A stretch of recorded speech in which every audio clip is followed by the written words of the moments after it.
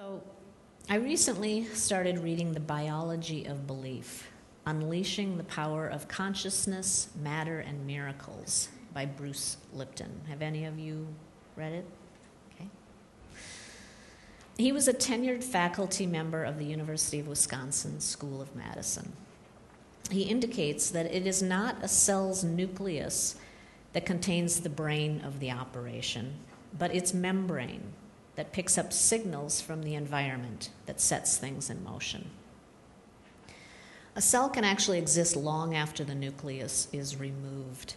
The nucleus is what enables a cell to reproduce, but it doesn't do any of the other important things that cells do, including communication with other cells. While the Human Genome Project was getting a lot of headlines in the 1990s about isolating the genes that determine our lives and our health, or so we thought, scientists in the newer field of epigenetics were learning that nutrition, stress, and emotions can modify those genes. There are certain receptor proteins, like a cell's sense organs or molecular antenna, that read vibrational energy fields, kind of like a tuning fork. In other words, cells are aware. They're picking up energy from the environment. Lipton wrote, "Biological behavior can be controlled by invisible forces, including thought, as well as it can be controlled by physical molecules like penicillin." Here's another important line from his book. "In simple terms, the character of our life is based upon how we perceive it." How we perceive it. When I was finishing my degree at New York University, required reading was The Structure of Scientific Revolutions by Thomas Kuhn. I was annoyed that this was required reading. I was a journalist and a writer. I had nothing to do with science. I had no interest in science. But now I realize that science, life, is about interconnectedness. Many people I've been talking with for my Connected in the Deep website believe that we are approaching a paradigm shift in science. And Kuhn is the one who explained the history of scientific revolutions the best. So I reread his book with a better attitude. Kuhn pointed out many interesting paradigm shifts in his book. One of them is a scientific revolution that makes some people uncomfortable even today. Some religious groups have certainly resisted Darwin's theory of natural selection. But in general, Kuhn wrote, it wasn't the idea that bothered people the most. The idea that species change or that man descends from apes, that wasn't the biggest troublesome spot for many people. Darwin's professional colleagues had recognized that there had been evidence for that accumulating for decades. The issue, Kuhn said, was that Darwin was essentially asking people to accept that evolution was not a goal-directed process.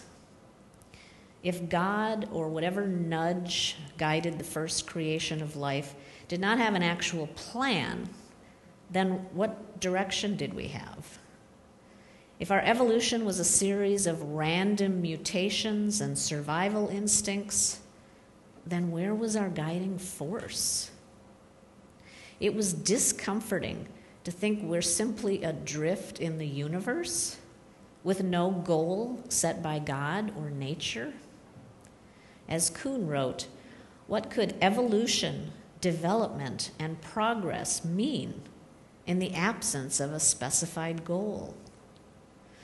Darwin's theory was making the point that there's a process that transfers knowledge from stimuli into sensation, which is very similar to what Lipton is saying today.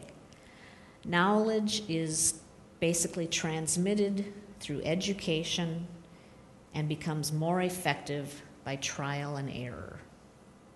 Kind of like how we live our day-to-day lives. We collect moments, we try on new things, we adapt, We try something else. We move on to the next moment. So my message today is the onion. I believe that revealing the real you, understanding the core of our existence, is not about getting into the center of the onion. It's not about peeling back the skins layer by layer to get underneath our real truth. I think it's about the layers we add to the place we started from, big and small. It's the skin, membrane after membrane, layer after layer, that's important. The goal is not to find some kernel of essence in the center. We're not digging deeper into the core of the earth. Our sustainability is in the energy all around us. You to me, we to they. Our evolution is outward to our connections in the universal field. We are telling our story as individuals, as a collective, every day. And every day is different. Past, present, future. Our evolution is constantly changing. Even the stories we tell ourselves, about others, changes every day. Goldstein wrote that in mathematics, we see that facts are so because they necessarily have to be so. Descartes was impressed by the mathematical method because once something is mathematically proved, we need never concern ourselves with it again. The very possibility of doubt has been expelled. Our knowledge is secure. We know we are not duped. For Spinoza, such worries about doubting and being duped are beside the point. She said in her book about Spinoza that he appreciated mathematics, and by extension scientific proofs, because they reveal connections. They reveal connections. That's not the same as saying they reveal the truth. As David Breeden, who's the minister at First Unitarian Society, said recently, truth is our attempt to find something that never changes. And that doesn't exist. Everything changes. So there is no truth. I think again of that line from Parker Palmer. The past isn't fixed and frozen in place. Instead, its meaning changes as life unfolds. An Atlantic Monthly magazine article last fall was about midlife crisis. It indicated that midlife crisis is actually simply the low end of a U-curve before we finally begin to reach upward. It marks the time we let go and relax a little bit. We eventually stop comparing ourselves. We stop competing. We realize there's no juicy middle that we're supposed to attain. The article said, as people age and time horizons grow shorter, people invest in what is most important, typically meaningful relationships, and they derive increasingly greater satisfaction from these investments. Midlife is, for many people, a time of recalibration, when they begin to evaluate their lives less in terms of social competition and more in terms of social connectedness. In other words, we realize that what happens today and tomorrow and yesterday is only just a moment in time. We're not owned by our moments. We're not owned by our traumas. We're not owned by the stories we tell ourselves or about others. We're all simply pivot points, intersecting with each other, making new meaning from past moments. We are a work in progress, contained in an ongoing work of progress, connected to every other work in progress. I have one more story, my favorite pivot point story, It comes from Rachel Naomi Remen. She wrote about a woman who was married to an emotionally abusive husband, and they were on a business trip in New York City one day. And they were standing waiting for a street light to change, and she commented that she thought this building across the street was really very interesting.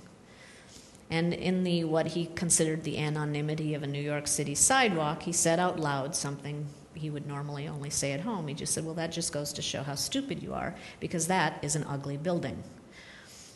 And as the light turned green, before they started walking across the street, an elderly New York City woman who didn't know them at all turned around and said to the woman, I agree with you. I love that building. And then she turned to the husband and said, and you, sir, are an ass. And then she walked across the street. That was it. This stranger had this immense impact because that woman realized that her husband was an ass. And it took a while. She took about a year to kind of get herself together emotionally and financially so that she could leave the marriage. And she eventually became a domestic violence advocate. So, we can never know the impact that we have, our profound impact on each other, the moments and the people, the experiences, the losses, everything that becomes part of our skin, part of our layers, influences not only ourselves, but everyone around us in big ways and small. We are the ongoing story of the universe. I do not believe there is a special truth that never changes at our center. I do not believe there is a pre-Darwinian goal towards some kind of perfection. I believe there is only evolution. The center of the onion is where we start, not where we aim to go. Thank you.